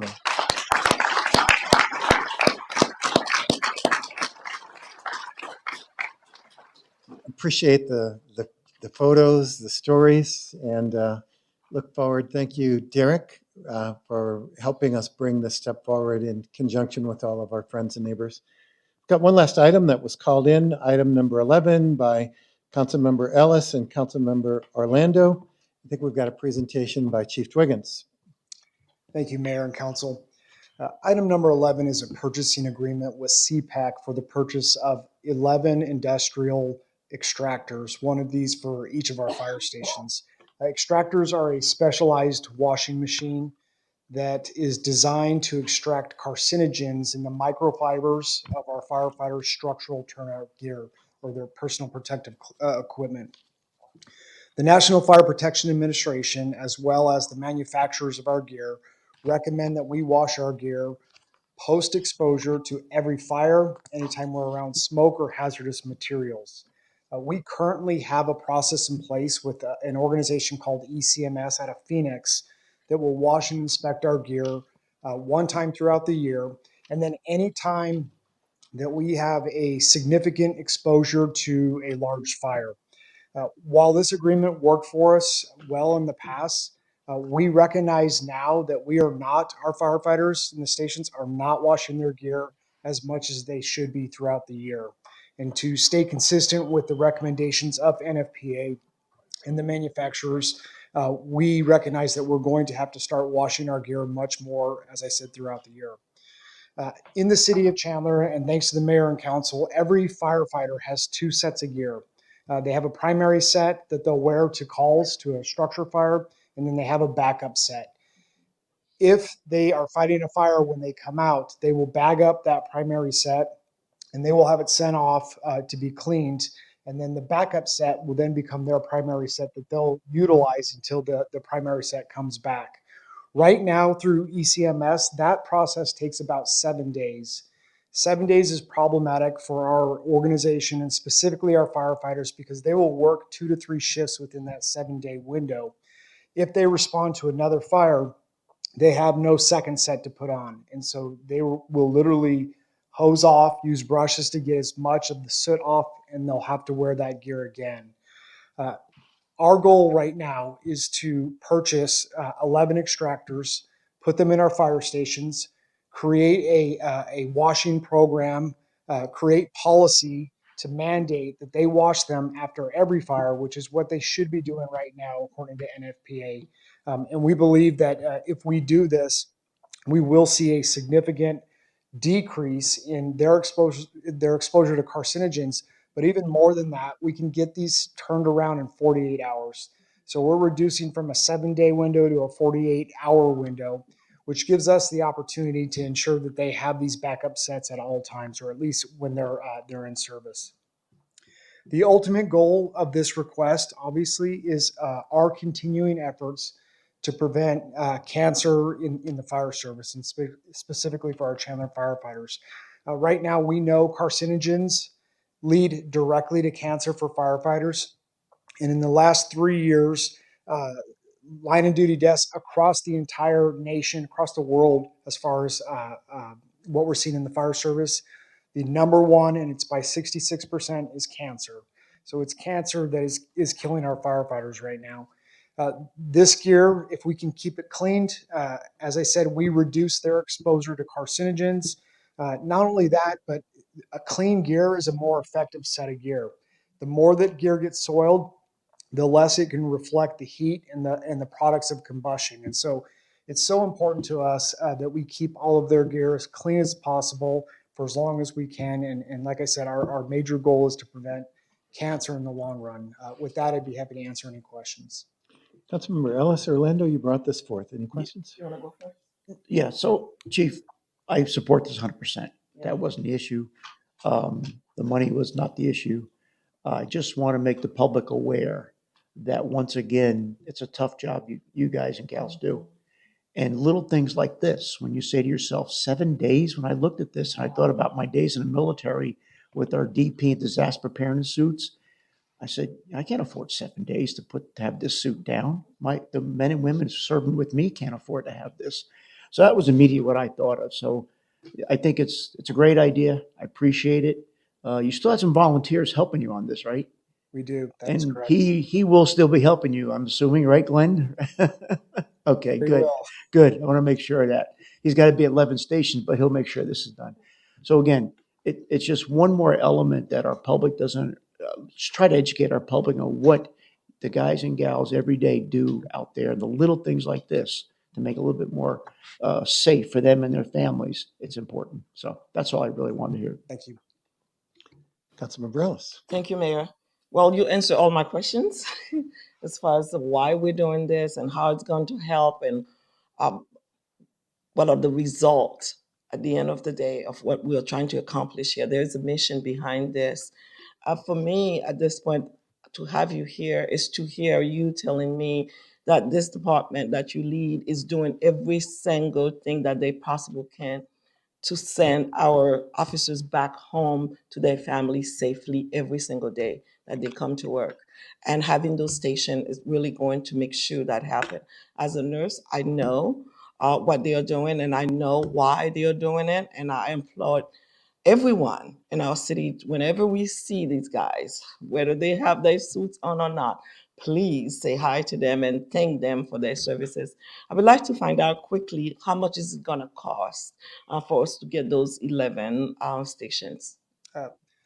Mayor, council member, it's about $147,000. That's the quote. We looked at last year's data. We will mandate through policy that they wash this gear after every fire, whether it's a dumpster fire or car fire. Right now, as I said, it's just the large fire. So we expect somewhere around 900 more times that this gear would be washed. For perspective, the cost to wash gear is anywhere from $40 to $88, and that's without inspection. Part of NFPA is requiring that they inspect it anytime they wash it. So we put it right around $100 is what it would be cost to ship it out. So we certainly see there is the upfront cost, but there is a huge cost savings for us to do it in-house. But even more so, it's about the timing. It's about those 2 days having that turned around and ready to go. Absolutely. Thank you so much for enlightening us on this process as far as how much. So when we talk about return on our dollars, so we can see the long term, how we're going to really recoup that money.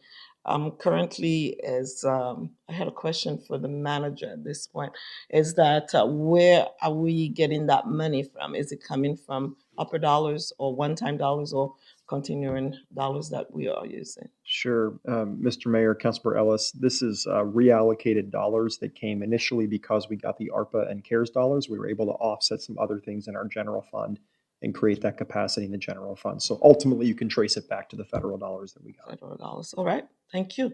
Go get it. Okay. Go get them. Thank you, Chief. Thank you, Mayor.